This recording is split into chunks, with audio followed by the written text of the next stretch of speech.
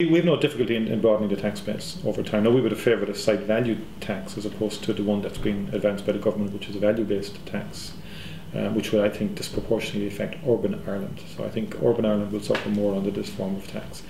However, as I said to you, given it was 2 years ago when the 4-year plan was devised, a lot has happened since then, and principally what has happened is the growth targets have not realised at all. In other words, we haven't got to where we thought we would be now in terms of the growth of the economy.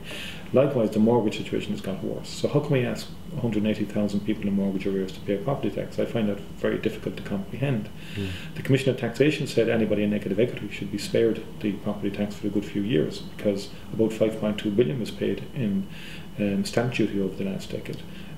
So anyone who had paid stamp duty in the last 10 years should be exempt. The other areas, the people on welfare, I mean, are we saying they can pay 300 or 400 euros? So I think the disposable income, as we know from the credit union surveys, is simply not there at the moment. And I think you will have to wait until the economy recovers and people's incomes recover to a significant degree before we could broaden the tax base and bring in a property tax. Okay.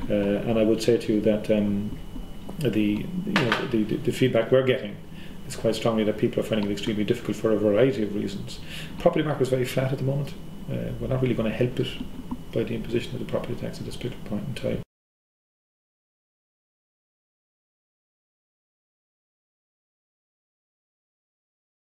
Well, I think the real mistake we made in government was I think we reduced taxes too low, in my opinion, the income tax. And I think the fundamental canon of taxation ultimately is a person's ability to pay.